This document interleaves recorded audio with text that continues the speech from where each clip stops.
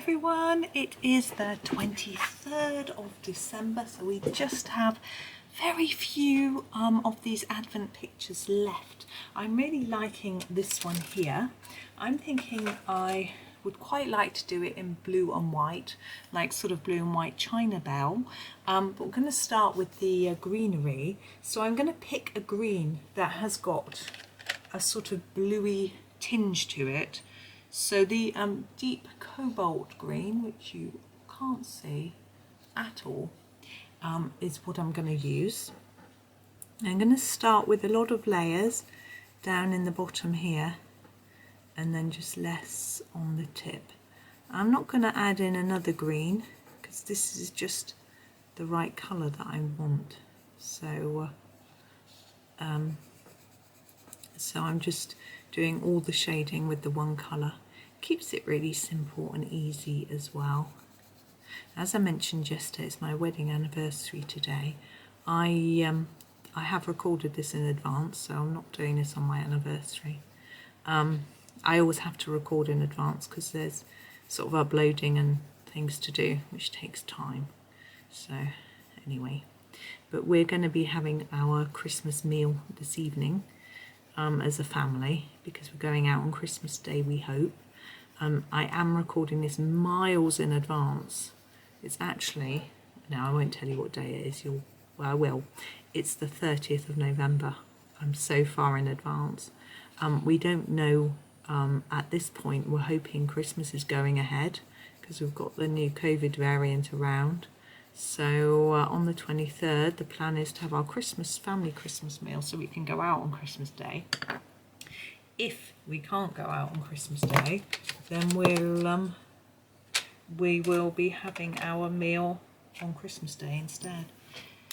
But hopefully.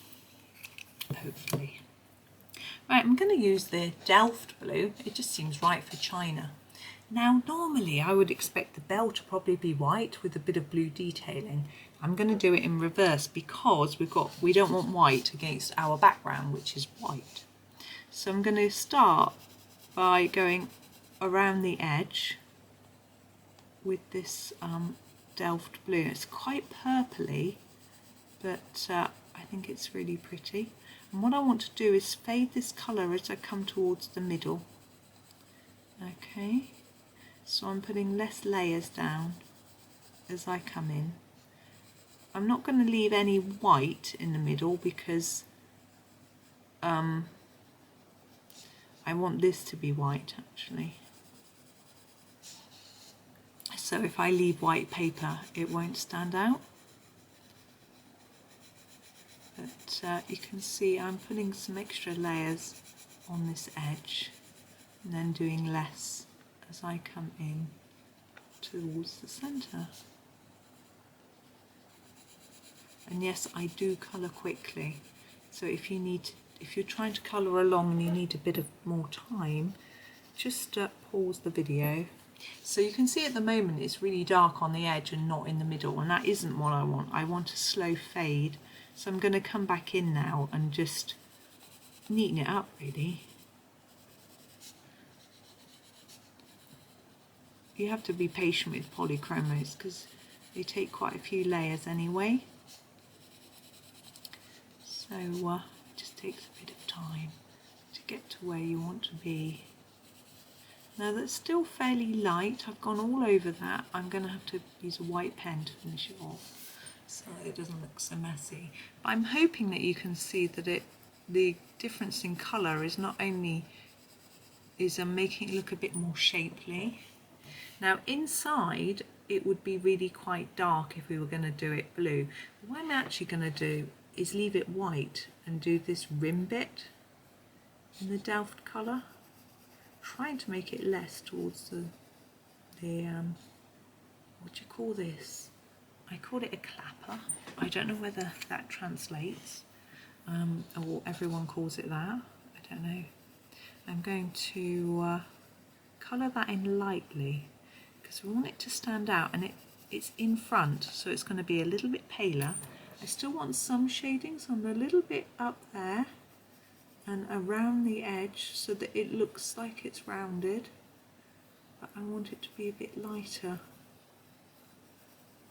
than the bit behind. I don't know if I've achieved that, but never mind. But there we go. I'm just going to fiddle a bit more with this, and then I will get out my white. Now I want my white to stand out really well. Oops, we need to cut her in there, don't we? But because we're fading towards the middle, I don't know how well it's going to work. But I'm going to use a Posca because it gives a bit of a thicker line, which I think we need for this. So I'm going to actually go over these bits,